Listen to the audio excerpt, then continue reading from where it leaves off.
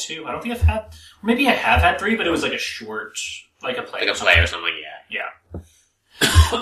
Okay, so I have The Sundial by Shirley Jackson. I'm going to just read the back here because it gives a very quick, easy explanation of what this book's about. Mrs. Halloran has inherited the great Halloran house on the death of her son, much to the disgust of her daughter-in-law, the delight of her wicked granddaughter, and the confusion of the rest of the household. But when the original owner, long dead, arrives to announce the world is ending, and the only house and its occupants will be saved, they find themselves in a nightmare of strange marble statues, mysterious guests, and beautiful, unsettling Halloran sundial, which seems to be at the center of it all. So, it's generally believed that, the grandmother in this, Mrs. Halloran, pushed her son down the stairs and killed him to get control of this house. And so, that's Lionel.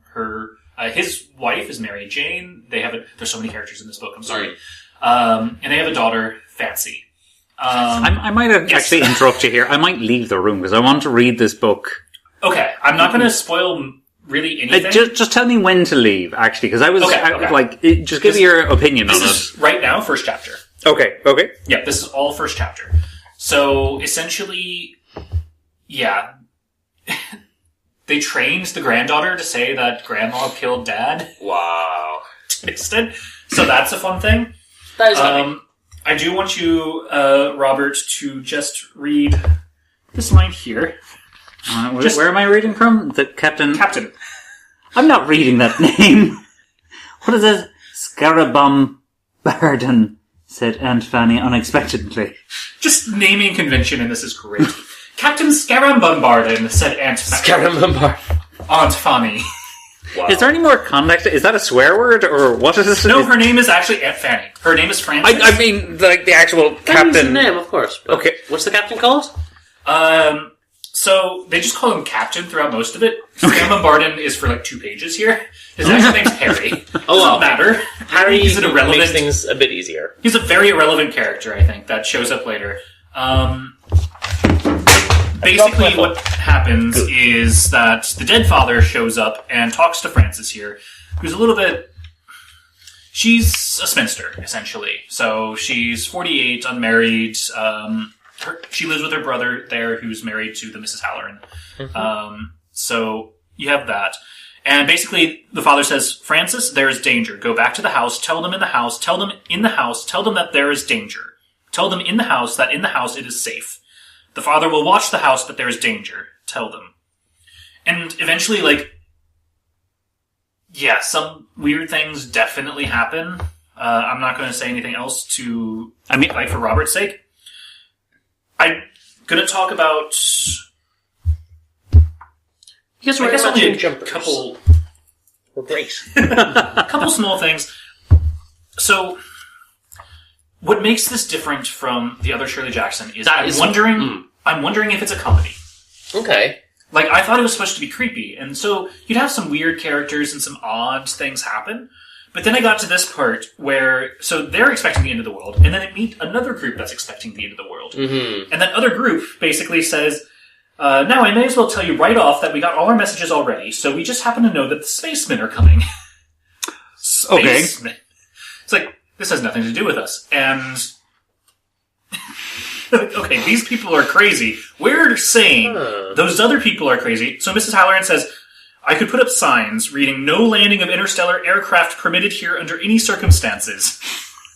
So, okay, yeah, the themes seem to be skewing away from the typical here. I was wondering, but I looked it up, and according to Wikipedia at least, it is considered Gothic fiction. Yep. Doesn't mention that it's a comedy. It is very much supposed to be Gothic fiction. I think it's one of the funniest There's a little bit of religious allegory, apparently? Yes.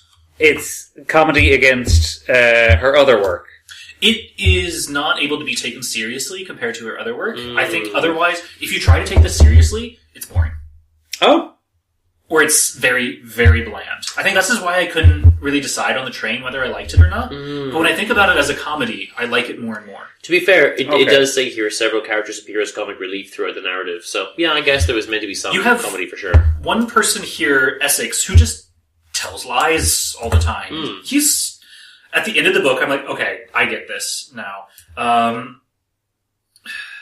Basically, one of the lies he says, I find I myself find Aunt Fanny's story the most pitiable. Do you recall the year that Aunt Fanny spent abroad? It was given out that she was in Switzerland. In actuality, she had been captured by pirates off the Mediterranean coast. It was upwards of 7 months before a British man-of-war tracked them down and wrested Fanny from their clutches. A most horrible fate. Okay, I can see why it seems a bit like a comedy. But then also, apparently they tell that the captain had so many adventures, and, in those adventures took women and did bad things, but then the school teacher talks to him and says, I want to hear about your adventures, carrying struggling maidens across your horse's saddle, across the saddle, across your horse, across some desert, screaming and struggling and begging to get away because she knows what's going to happen. It's then he says, rarely, said the captain, most of my ladies come willingly. I have little use for any other kind. Wow. And I'm like, okay. That's the same thing that Flash said in those Flashman books. But also, I don't like that he said most. Yeah.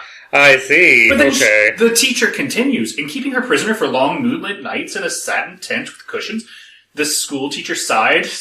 Turkish delight, she said. Shish kebab, ropes of pearls. I'm like, you are really into this weird fetish. And he ends up with 2 women at the end. So, but it can't be taken as seriously as, say, The Haunting of Hill House, and obviously isn't as much of a classic. I was very tempted to just get you some more Shirley Jackson and see what her other stuff is like. It sounds like it's maybe not as good. It's not as good. It's the same setting as all of her others. It's in a mansion with a giant garden. And beautifully gaudy. So this is something I absolutely adore about Shirley Jackson, is she absolutely... she filled that role of housewife in a suburban area in America, whatever. But she absolutely resented that role. And that really bleeds through all of her other books, like how horrible the neighbours are in We've Always Lived in the Castle, and the Haunting on Hill House. And in her other work, her awful, it is just generally, society is terrible. It's so bland. Everybody else agrees, but they're just terrible. This is another family that hides out basically in their mansion on top of a hill, gated area, and away from the village to an extent. So away from the village. This is what, whenever you were talking about the end of the world, and it seems like they lock themselves in. Yeah. Essentially. But there's still people on the outside that are just terrible. No. Well, a couple. There's definitely a really creepy driver at one point that I'm not going to spoil for you. Oh, I mean, he's not just bad, but awful. Oh no! So, but there's so many characters. There's so many characters in this. I think there's at the end of this, 12 people living in this house. Not to mention the other people around the village. Okay. Okay. It's insane. So you have your Mr. and Mrs. Halloran, you have Mary Jane, Fancy, Fanny, which is confusing. That is confusing. Then you also have Mrs. Halloran's friend, Mrs. Willow, with her 2 daughters, Belle and Julia. Then you have Essex, who is there to basically take care of the library, but he also seems to be there to take care of Mrs. Halloran. Okay. Then you also have Mrs. Ogilvy, who is the nanny teacher for Fancy. You have Gloria, who shows up, who is a cousin. And I don't know if I mentioned the captain in there. So yeah, that's 12. Okay. Yeah. Okay. Alright, there's enough characters there. There's a lot of characters. You're at least introduced to them a little bit for what is time. Relatively short book, no? It's 220 pages. Oh. I think it could have been shorter, but maybe that's because I was thinking of it as a serious book. Yeah. Because I don't think it's good enough to be taken seriously. I think it could be great as a comedy. Say if you came back in a year's time and reread it, do you think you would enjoy it more the second time round with the expectation of it being a comedy? If I read it as a comedy, I think I would like it more than going in expecting something gothic and as unnerving as We've Always Lived in the Castle or The Haunting of Hill House. Okay. This one is not unnerving really at all. You have Fancy, the granddaughter, who is a bit creepy here and there, but it's more that they tell you she's creepy rather than her just being creepy. Oh, okay. Aunt Fanny's the creepiest, potentially, because she just might be up late at night and by herself, and... I don't know, the captain sounds pretty creepy, The captain, he's nobody. Oh, okay. It's kind of irrelevant to the story. Okay. Yeah. Okay. So, does it get a yeah or not? I'm not sure from the sound of it. That's Is the thing. is there a yeah? Can you play just a half a yeah? Okay. I guess. I think it does, in general, get the yeah. But maybe just not just about. It depends how you read it. If I go in thinking of it as a comedy, I would really, really enjoy it, I think. Yeah, okay. But yeah, like, looking at this, you see, like, a dead girl on this. It's like, oh, this is supposed to be creepy. Oh, I thought she was just lying there. Yeah, she's probably just lying there, honestly. Yeah, who knows? Kids just lie around the place. Yeah. There's a whole thing about her dollhouse and that she's creepy with her dolls. That she's like, she does keep talking about wanting to kill her grandmother. Okay. Well, not ideal. So there is She that. thinks the grandmother killed her dad. And then she's also like, well, once I take it this place, I can destroy my dollhouse and all the dolls inside because now I